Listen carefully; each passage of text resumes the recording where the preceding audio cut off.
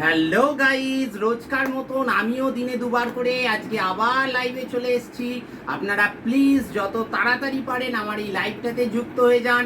আমার বিন্দুমাত্র মাথা ব্যথা নেই, আপনারা বেঁচে রইলেন কি মরে গেলেন, লাইভে আপনাদেরকে যুক্ত হতেই হবে, নাহলে কিন্তু আপনাদের সাথে একদম কথা বলবো না, আড়ি করে দেবো।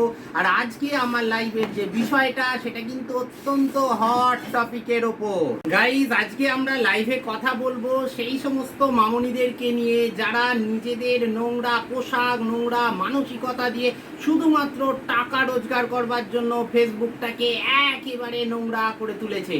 বন্ধুরা, এদের রুচি মানসিকতা সম্পর্কে আমি তীব্র ধিক্কার জানাচ্ছি। এরা কি করে এমন ছোটখাটো পোশাক পরে এমন নোংরা নোংরা ভিডিও বানাচ্ছে শুধুমাত্র টাকার জন্য, তা ভেবে আমি অবাক। বন্ধুরা, এরা ট্রেনে, বাসে, মেট্রোতে যেখানে পারছে অশ্লীল নাচ নাচছে এবং সমাজকে কলুষিত করছে।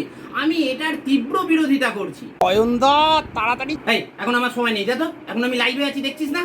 আরে রাখো তোমার লাইভ, ওদিকে ঝিন্টি বৌদি মেট্রোতে নেচেছে, সেই রিলসটা আপলোড করে দিয়েছে ফেসবুকে, দেখবে তো, তাড়াতাড়ি এসো। কি বলছিস রে? ঝিন্টি বৌদি রিলস শেয়ার করেছে? আমাকে তো এক্ষুনি দেখতে হবে।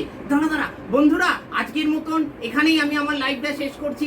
আবার আমি ফিরে আসবো লাইভে খুব শীঘ্র, ওই রিলস টুকুন দেখতে যেটুকুন সময় লাগে, তারপরে আবার আমি লাইভে ফিরবো। আপনারা সবাই আবার সঙ্গে সঙ্গে জয়েন্ট হয়ে যাবেন, বাঁচুন বা মরুন কোনো দেখার দরকার নেই। চল চল চল চল চল চল চল চল।